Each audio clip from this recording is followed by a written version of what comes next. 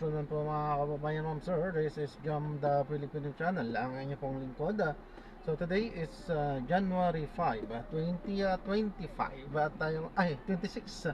Tayo ngayon ay papunta na dyan sa may The Enterprise Center sa may Labi Driveway, Makati Central Business District, De La Rosa, Legazpi Village, Makati at San Lorenzo, Makati. At dadalhin po natin yan sa may Worldwide Corporate Center sa may Shaw Boulevard, Highway Hills, Mandaluyong City. Okay, magbabalik po tayo mamaya konti.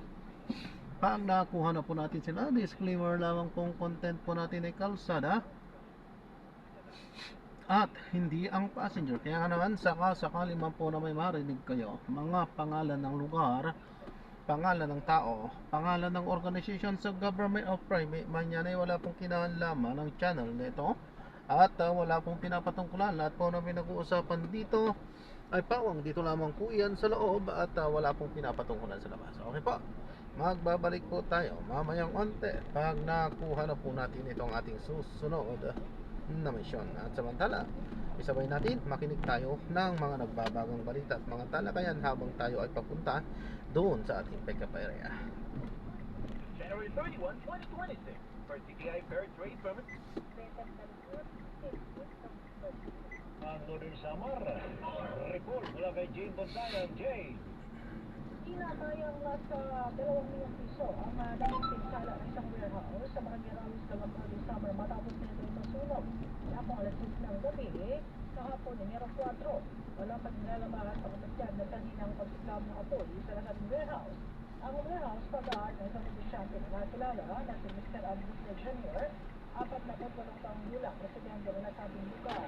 Nagtutulong ng kapitan ng pulis yung sa lugar sa pagsiklab ng apoy.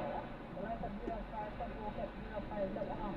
Wala nang ilang sinatong sa nasabing presidente sa ganap na alas 11:25 ng gabi ay binigdara ng far out sa lubos ng napatay ang buong apoy. Tinatayang 2 milyong pesos ang halaga ng mga natirang stock at mga kagamitan sa loob mismo na masabing butika. Patuloy pa itong iniimbestigahan ng otoridad. Wala sa aksyon radyo Katarman, RX-34 Jane galit bantayan ng DZRH. Una sa Pilipinas, una sa Pilipinas. mga biyahero at motorista, pinayuhan na huwag mo nang bumiyahe sa Eastern Visayas. Aba, dahil sa baha. Alex number 32, Jimmy. Angay, Jimmy.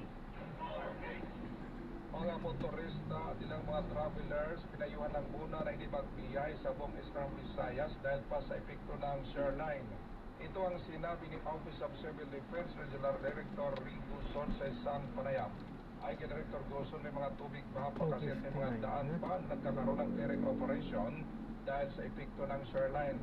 May 10 local government units sa Eastern Visayas nagkaroon ng preemptive evacuation. Ang mga residente lalo na sa mga nakatira sa bubabang lugar at malapit sa mga ilog o paanan ng lutok. Ang manong sa pinuntok ay pinuntok sa Eastern Visayas hanggang sila ng pasok sa mga paralan.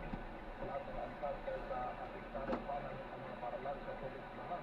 Naman may ulat ng trustworthy sa shoreline. Pinayuhan din mga minilista ni Janina ng palangay para sa kaligtasan. Dito kanina yung GLX na lang yung katroma ni kasi ang sabitong GBI anay para sa GBI. Una sa Pilipinas, una sa Pilipinas.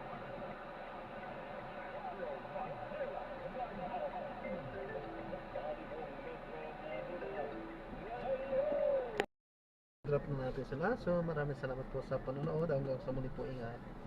God bless. Paalam po muna. Pansamantala tayo ay gagawa na ng ibang video sa ating susunod na mission. Paalam po.